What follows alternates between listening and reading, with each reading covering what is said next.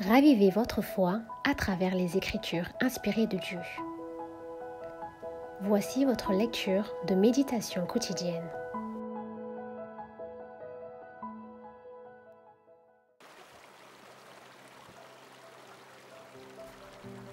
Ils sont multiples les moyens dont Dieu se sert pour se révéler à nous et nous faire entrer dans sa communion. La nature parle sans cesse à nos sens. Les cœurs ouverts sont frappés de l'amour et de la gloire de Dieu qui se révèlent dans les œuvres de ses mains. L'oreille attentive entend et comprend la voix de Dieu dans la nature, les prairies verdoyantes, les arbres majestueux, les boutons et les fleurs, le nuage fugitif, la pluie, le murmure du ruisseau, les gloires du ciel.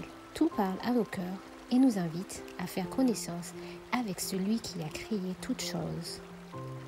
Notre Sauveur a relié ces précieux enseignements aux objets de la nature.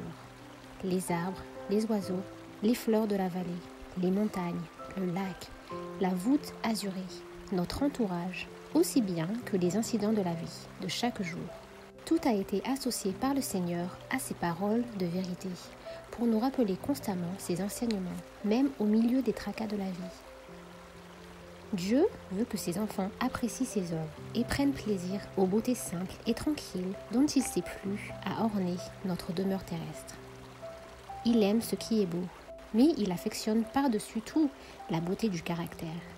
Et il désire que nous cultivions la pureté et la simplicité, les vertus modestes reflétées par les fleurs. Pourvu que nous les écoutions, les œuvres de Dieu nous donneront des leçons précieuses d'obéissance et de confiance.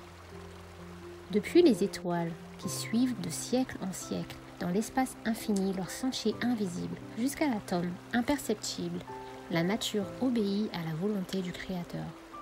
Et Dieu prend soin de tout ce qu'il a créé. Celui qui soutient les mondes innombrables dont il lui a plu de parsemer l'immensité s'occupe en même temps du petit passereau qui gazouille sans souci son humble chant. Quand les hommes se rendent à leur travail quotidien, quand ils prient, quand ils se couchent le soir et quand ils se lèvent le matin, quand le riche donne des festins dans son palais ou quand le pauvre rassemble sa famille autour de son frugal repas, toujours et partout, l'œil du Père céleste suit ces créatures et les observe avec tendresse. Il n'est pas de larmes qui échappent à son regard, ni de sourire qu'il ne remarque. Si nous voulions le croire, toute angoisse inutile nous serait épargnée. Notre vie ne serait pas une suite de désappointements.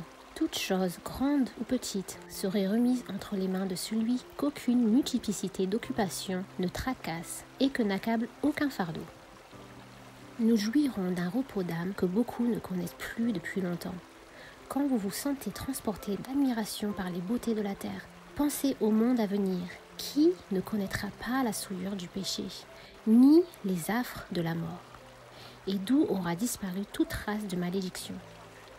Représentez-vous la demeure des élus, et souvenez-vous qu'elle sera infiniment supérieure à tout ce que votre imagination peut concevoir de plus beau. Les splendeurs de la nature ne sont qu'un faible reflet de sa gloire. Il est écrit, ce sont des choses que l'œil n'a point vues, que l'oreille n'a point entendues, et qui ne sont point montées au cœur de l'homme.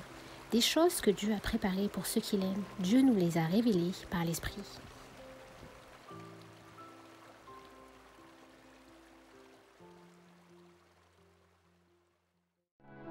Merci pour votre écoute et rejoignez-nous demain pour la suite de notre lecture.